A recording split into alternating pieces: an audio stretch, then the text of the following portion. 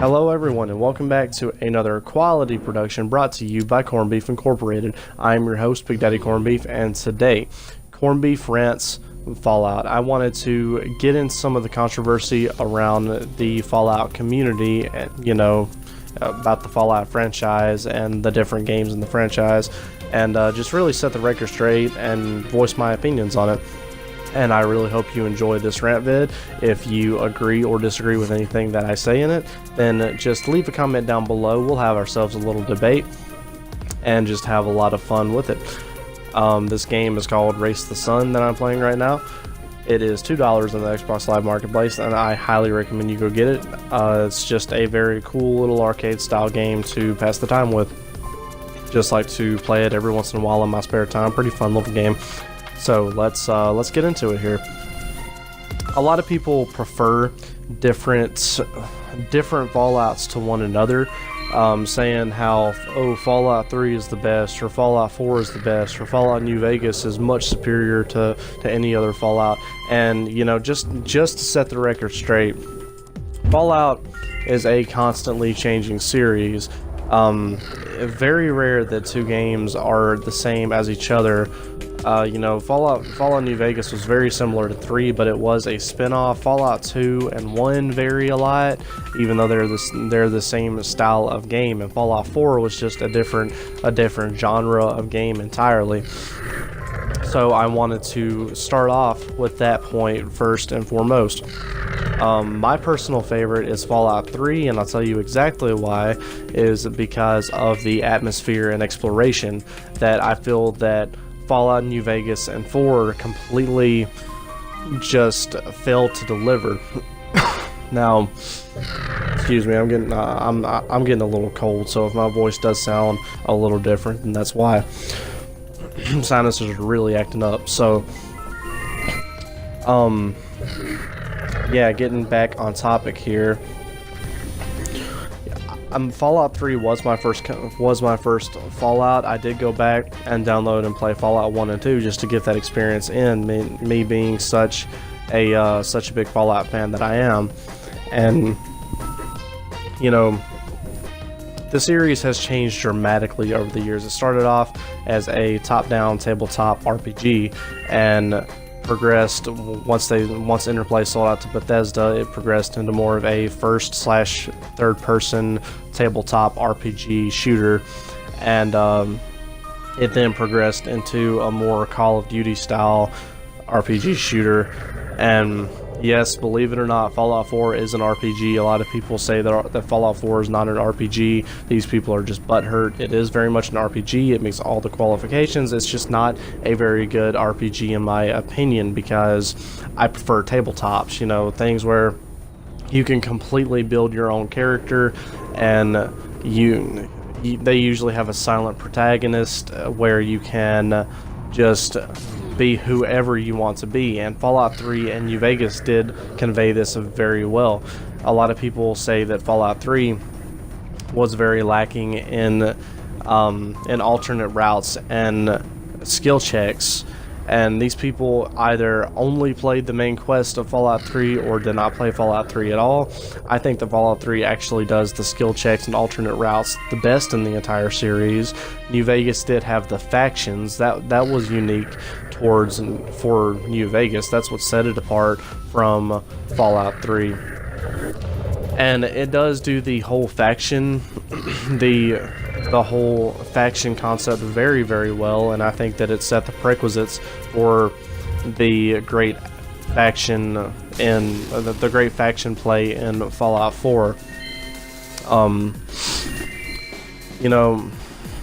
Fallout 3 was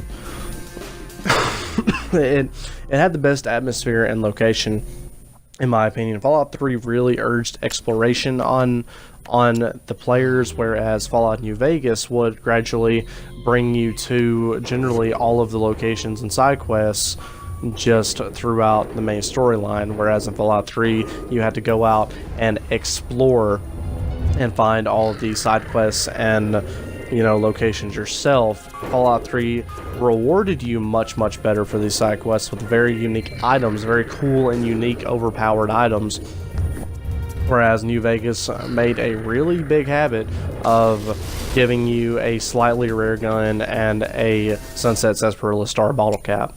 And I think that that's what I found most annoying about the exploration in New Vegas. A lot of times they really fell back on those star bottle caps, and there are several locations within the game where the only unique loot that you get within an entire dungeon, if you can even say that New Vegas has dungeons. You know, New Vegas's biggest dungeon has got to take like 6 minutes to run through at the most.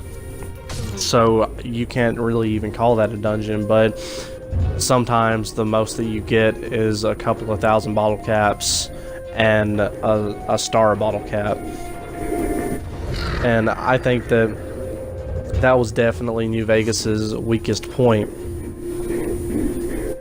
Whereas Fallout 3 had, you know, the Keller family transcript, all these different unmarked quests for you to go and explore and get some really cool, unique loot, like the winterized power armor, the medic's power armor, the Gauss rifle, the alien pistol, and hell, even dog meat. You know, most people did not even won't even run across dog meat in their first few playthroughs of Fallout 3, and it has so much replayability as well. It's got so much to make you want to have several different characters. Some, like, it has benefits for every kind of character, whether you want to focus more on speech and diplomacy, or gunplay, or heavy weapons, or science, you know, anything like that. You can be an explosives expert, a scientist, and every single character you have is going to have a unique thing that they're good at that will in turn have unique ways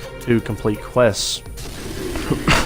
And I think that was Fallout 3's strongest point. Definitely New Vegas doesn't really bring that in such a way as to you know, have any kind of replayability such as that. I played through New Vegas once, and I was, you know, I really just was not all that impressed with the game. Had a very bland environment, and it did up the whole survival survival gameplay by adding hardcore mode, and I did really like that. The hardcore mode and factions were New Vegas's biggest, you know, largest strong point to me, and really the only things that pushed me through the game. And you know, Fallout 3 was just more lovingly crafted, whereas Fallout 4 was more full of repeatable fetch quests, and that's my own personal problem with Fallout 4. Hearing about this Fallout 76 coming out actually gave me the Fallout itch again, and I went back to play Fallout 4. I built a house, and I did the first quest, and I immediately just went back to Fallout 3. You know, that's how bad it is for me. I really can't stand Fallout 4. I put about 300 hours into it, where I put thousands of hours into 3 and New Vegas. I really just can't get into Fallout 4 as much, simply because it's not as lovingly crafted as Fallout 3 and New Vegas. Now, I did say about New Vegas having you know, not having the location and exploration aspect. However, they did have the same lovingly crafted side quests, which Fallout 4 just simply lacked. Fallout 4 set you as a set protagonist and really urged you to pursue the main quest and nothing else. Maybe the settlement building as well, but I think they really pushed that settlement building on you because it was most of the DLC, wanting you to spend more money. So, you know, just you know, I think that everybody has their own right to their own personal preference, and Fallout 3 just happens to be mine for the exploration and, you know, the unique locations. Fallout, the Washington DC location was just such a wonderful place to explore in Fallout 3, and really kept you finding secrets and having fun with the exploration. So yeah, you know, as always, just drop a comment and let me know your thoughts. Be sure to hit that like and subscribe button. This has been another quality production brought to you by Cornbeef Incorporated, and, you know, just take it easy, y'all. Peace.